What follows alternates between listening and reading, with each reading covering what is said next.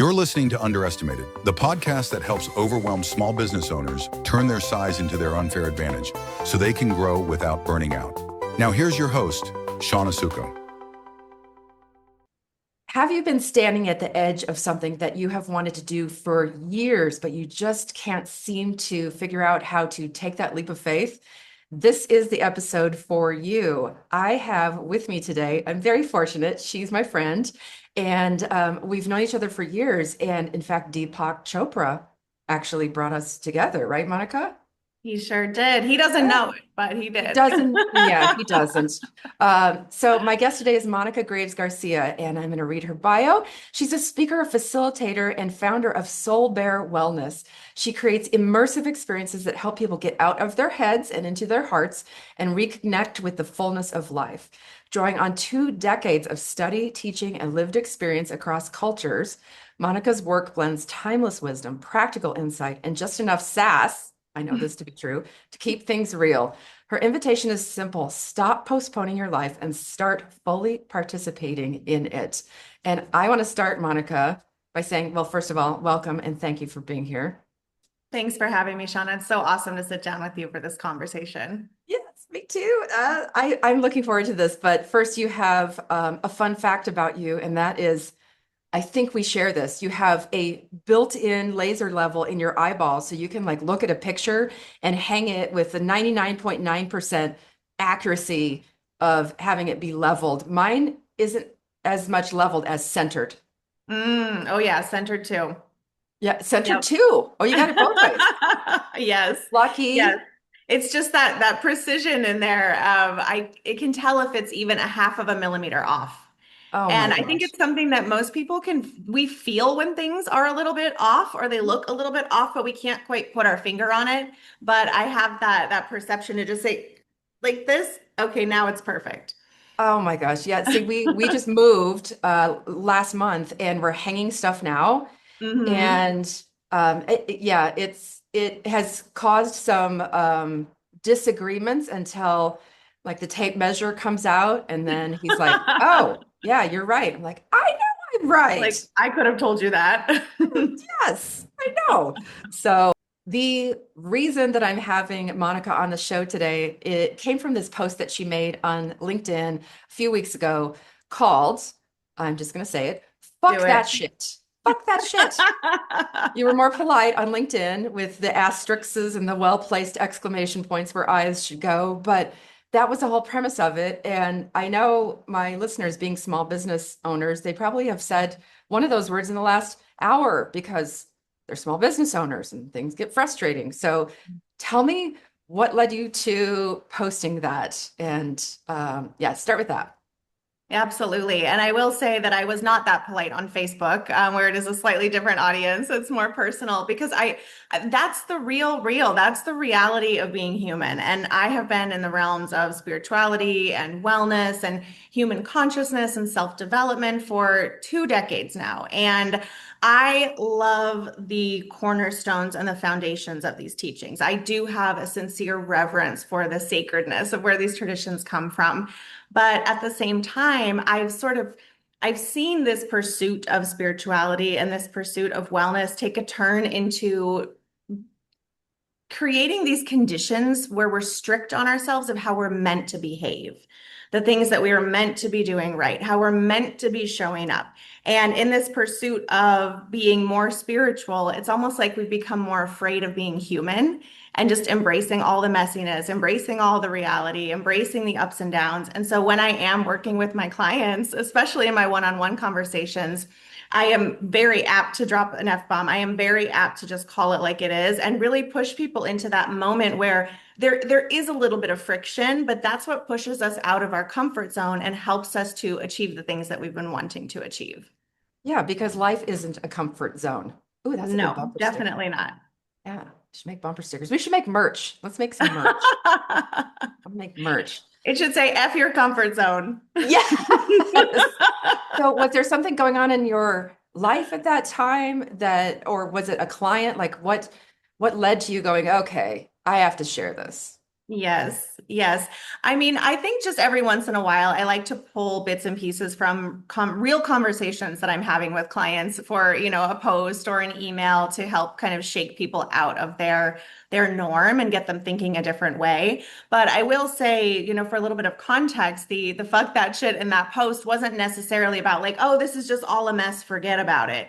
It was really about looking at the reality of what that client was wanting to create in her life. And this goes back to what you were saying at the opening of the podcast of like standing on the edge of something that you've been wanting to do for years and not quite taking the leap. And so we had this conversation surrounding like there has to come a moment where you say, forget this nonsense, forget the fear, forget the naysayers, forget me holding myself back from reaching my full potential and experiencing the fullness of what I came here to experience. Like, I'm not going to wait around any longer. I'm going full send and just letting myself have all of the things that I desire. I love that. And one of the things that I've been drawn to you now for probably at least 15 years. And I mentioned briefly that we met because of Deepak Chopra. We met at a conference. I won a package. You were working at, what was it called? The Deepak Chopra Center or the Chopra Center? The Chopra Center for Wellbeing in Southern California. Yep. I Yeah. spent about So 7 years there. you know what you're talking about. You learned from one of the masters. So talk to me about where you find that courage, because you are, as I was saying, one of the things that draws me to you is you are this spiritual nomad. You are a physical, geographical nomad. Right now, as we speak, you're sitting in Panama, where you Mhm. lived before, and you just got back there a few days ago. But where do you find the courage to just say, fuck that shit and do the thing? Yeah, it's interesting. I've thought about this over the years because I know a lot of us talk about these words like courage and bravery and resilience and grit and like leaning in and doing the thing. And I think to a certain extent, those qualities and characteristics are important and they're true. And if I look at sort of the underlying motivator for me, it's really about curiosity. It's like, what would happen if one of my favorite things to say when I'm standing on the edge of something and I'm not quite sure how I'm going to make it happen, I say, and for my next trick, watch me sell everything and move to Guatemala and learn how to speak Spanish living with the Mayan family. And for my next trick, like, watch me do this. And it brings this playfulness into it. Like, I want to know how good can it get? I want to know how deep can my relationships be? I want to know that I can really push myself to figure things out along the way without needing to control every single detail before I feel like I'm ready, right? Like I want to take the step, take the plunge, and then learn as I go. And maybe that is kind of tied to being an absolute nerd. Like I love school, I love learning, I love challenging my mind and seeing what's possible. And so I think it just comes from this sense of adventure and curiosity to again, experience the fullness of what this life can be. You said something wonderful. You said you like to do it before you're ready. We've all Hmm. heard along the way, like if you wait till you're ready to have kids, you won't ever have them, or if you wait till you're ready to do this or that. So for people who are bound to control and safety, what's the danger in comfort and safety? Oh my gosh. I mean, I think the danger is a life unlived of not knowing what is possible and what we're capable of. And I have sort of the perfect example of this. When I actually left the Chopra Center, it was in 2015, and that is when I decided to sell everything and move to Guatemala with a backpack, which was shortly after you and I met. And so I had this wonderful, like several months of gap before left on my trip. And my brother came to visit me in California. So we planned this road trip through the national parks on the West Coast. We wanted to go to Zion. We knew we wanted to hit the Grand Canyon and a couple of other things. And we had sort of a couple of days where we were deciding what to do with our itinerary. And we were sitting around my living room in San Diego planning this trip. And we both kind of looked at each other and said, well, what if we hike the Grand Canyon? And we're like, yeah, why not? Like, let's hike the Grand Canyon, which was, 5 days from this moment that we were talking about it, something that people spend months and years planning for. And we said, well, if we're going to do this, we definitely need to be able to stay in the Phantom Ranch down below because we don't have all of the gear to sleep and camp. And we certainly aren't going to go down and up in one day. So we call Phantom Ranch, again, a place you normally need to make reservations for years in advance. They just so happen to have one female bed, one male bed in the dorms available for the night that we were going to be passing through. So just 5 days before, with zero training, we decided to hike the Grand Canyon. Went down, had the most amazing experience. And I will never forget this because we drove around from the north side to the south rim. And if anybody who's driven on the south rim of the Grand Canyon going east to west, you know there's a lot of trees and greenery. And every once in a while it opens and you get that vista of the canyon. And I was driving and my brother had the map. And every so often when it opened, I said, does anywhere on that map, does it say what the fuck we're about to do? Like, what is this? This is crazy. So we go down, had the most incredible journey, the incredible night, and coming back up was really, really hard. I mean, we were not prepared for this physically, but we were prepared for it mentally.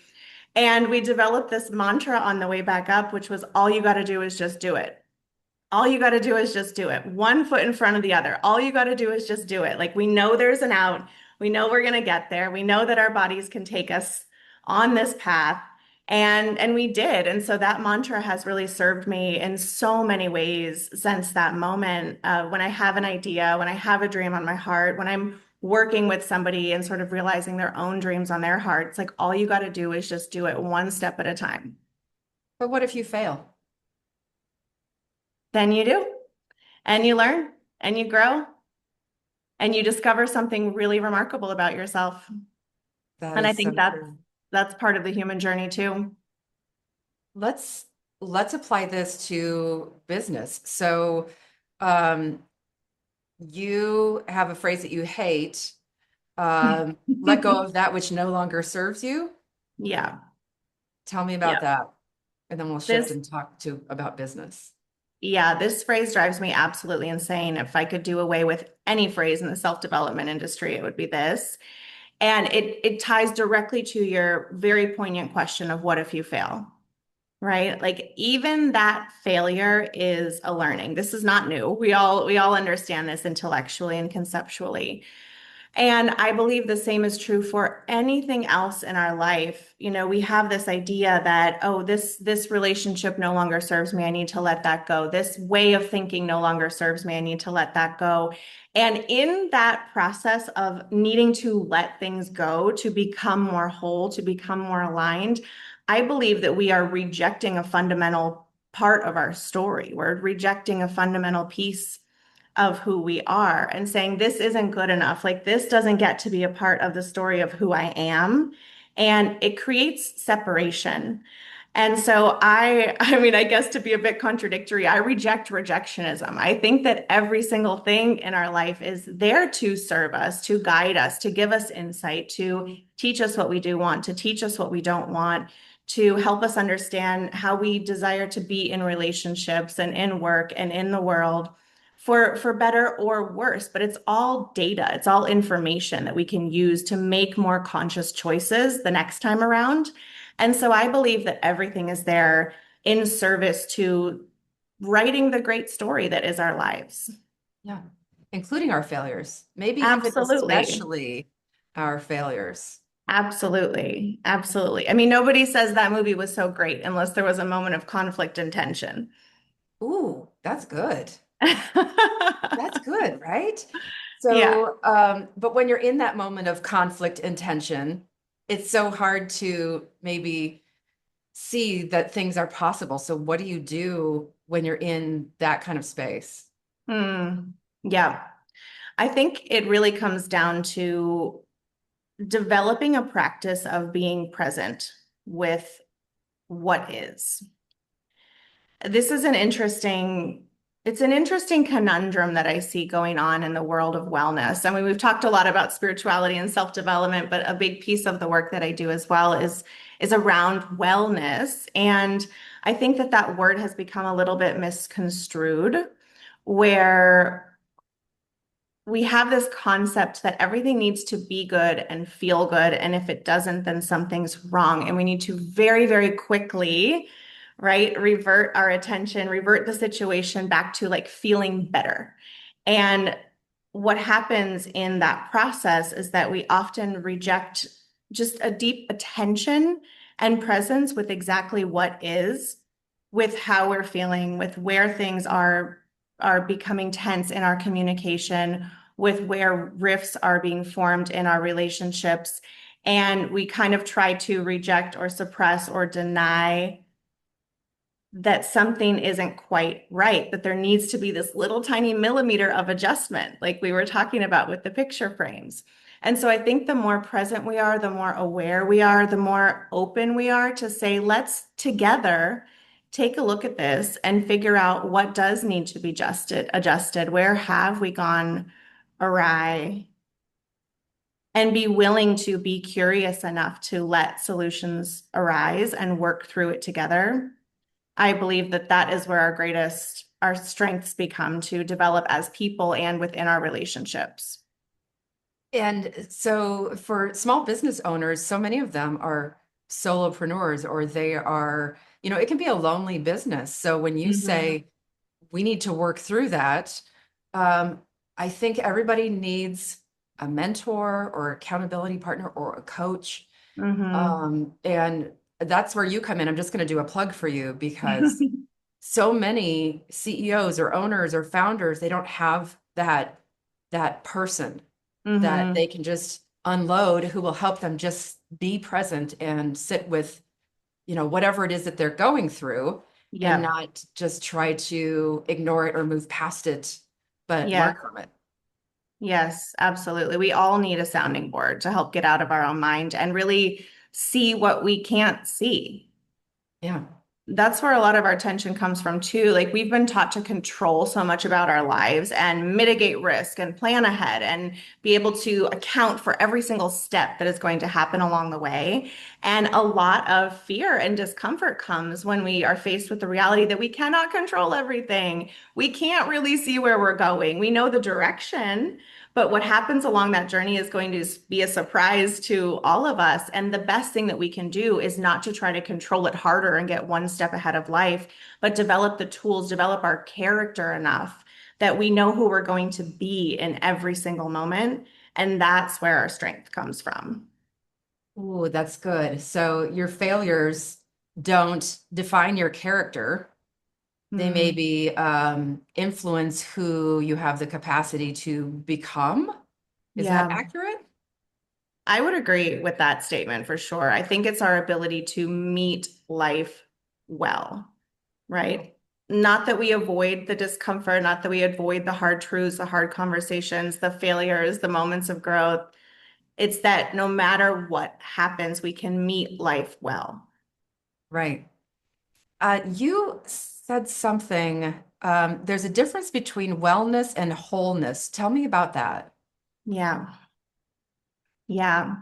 It's an interesting concept. And again, the wellness industry is getting so many things right now, and it's very exciting. The year that you and I met, was it back like 2013, Honestly, yeah. was the first time that I had ever been to IMEX. You and I were at WEC together and, these huge events.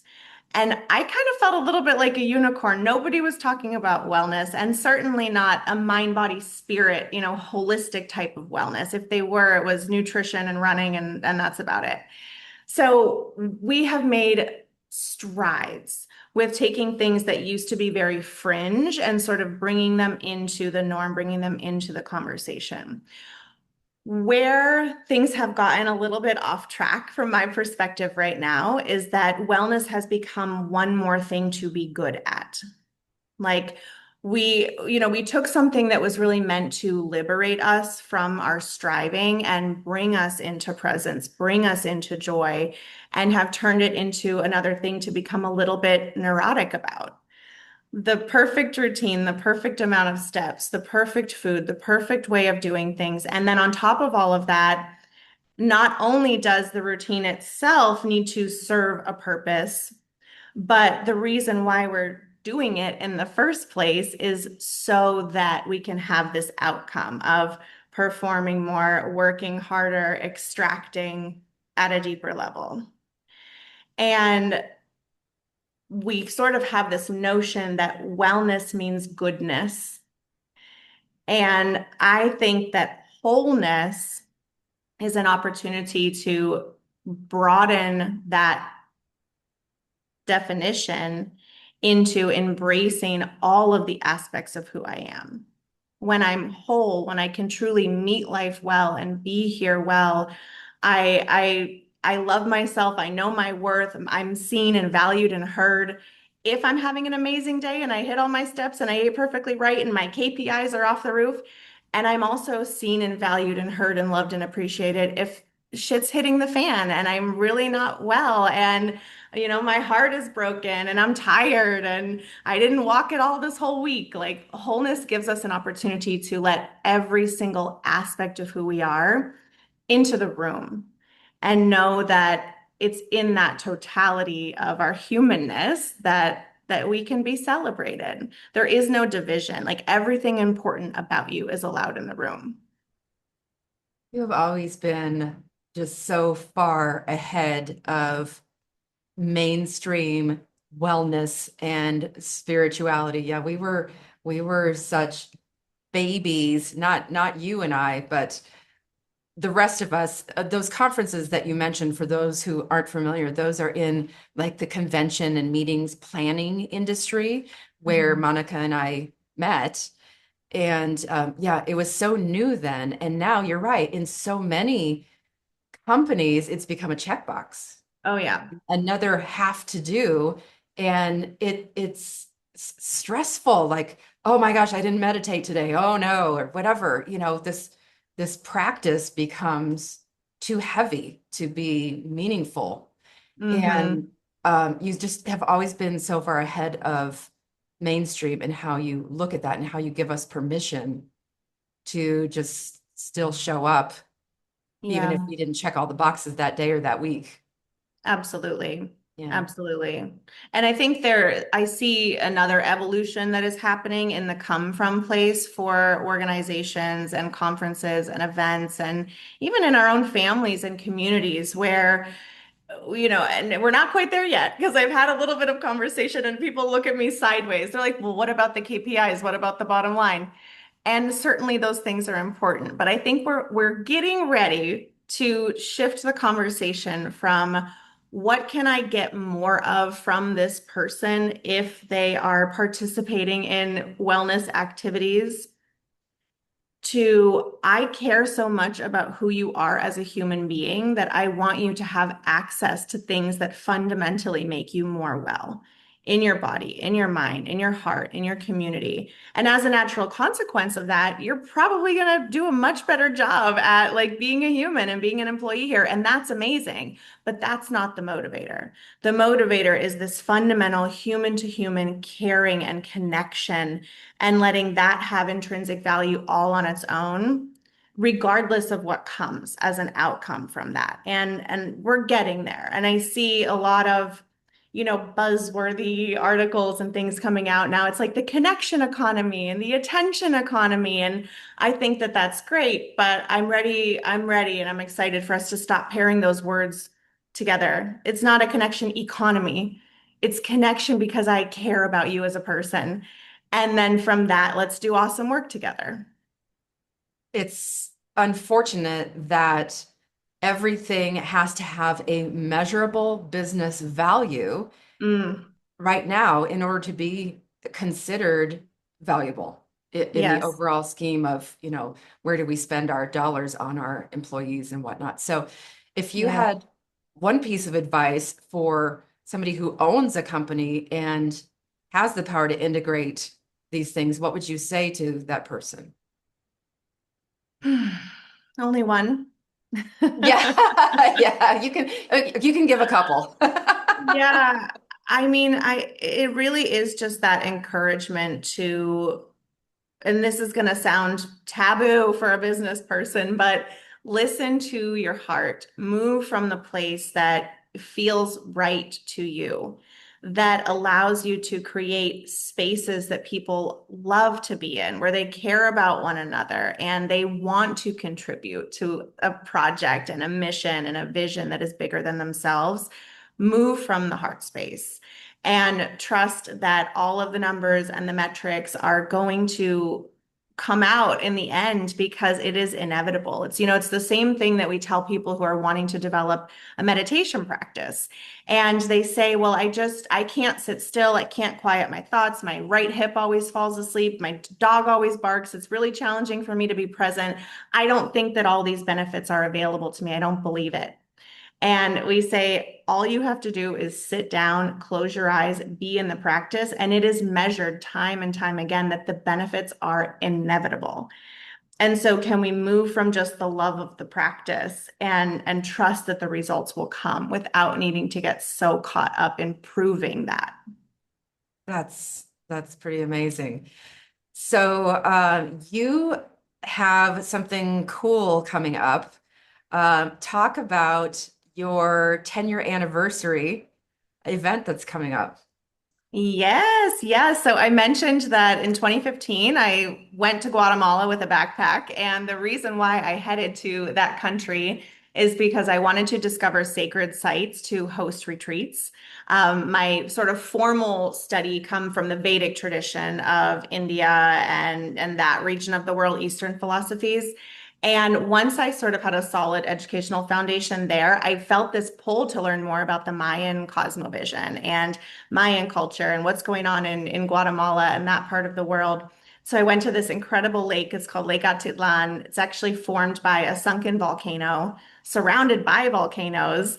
And not only is the Mayan culture alive and well, it's this living, breathing, colorful culture, but there is a lot of spiritual practices and teachers and facilitators that are there as well. And so I started hosting retreats in 2016 in Guatemala. And this is actually, no, 2017, sorry, January. And so this is the 10-year anniversary retreat, January 2027. And it's an opportunity for people to really, as we've been talking about, get out of their heads into their hearts, reconnected with the magic of life, with spiritual teachings, with a completely different landscape than you are used to being around, to help access new ideas, a sense of adventure, a sense of curiosity, and just fall in love with life again.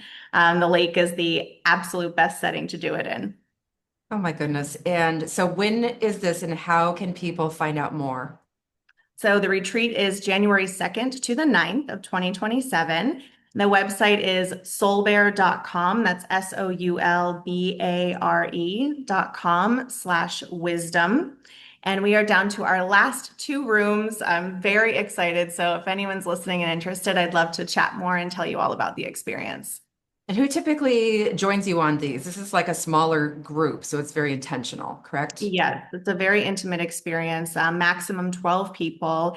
And I would say it certainly ranges, but a lot of the guests are between the ages of 35 and 65. It's open to men and women. And I find that people come on this retreat when, life looks good on paper. They're generally, they should be happy and pleased with the way things are going, but they've lost that spark. They've lost that sense of magic and wonder, and they want to rekindle that in a completely different environment. And so we get a lot of folks that are just open for growth and expansion. Being from Minnesota, I could say that is most definitely a completely different environment to go to Guatemala in January. Oh yeah, absolutely. It's beautiful. And it's their springtime. Well, Guatemala in general is known as the land of the eternal spring. It's always beautiful. But January is the high season. So the weather is absolute perfection. Oh my goodness. Yeah, come Well, escape the snow and come play with us. absolutely. You all should do this. So I have one last important question. Mm. Cats or dogs? Well, I'm a Leo girl, so I got to go for cats. I am so sorry our friendship has to end here. It has been lovely knowing It's you. been a good run. It has been a good run. Thank you, Monica. You've been amazing. And I certainly appreciate having you just share your brilliance and your timeless wisdom with the listeners out there. I appreciate the invitation. It was so awesome to spend this time with you, and for everyone listening, great to be a part of your day. And I just thank you so much, Shawna. You're amazing. Thank you. Likewise. And I will put your connection info so they can connect with you on LinkedIn, or they can find out more at soulbare.com. But thank you again. And this has been another episode of Underestimated. We will see you next time. Bye.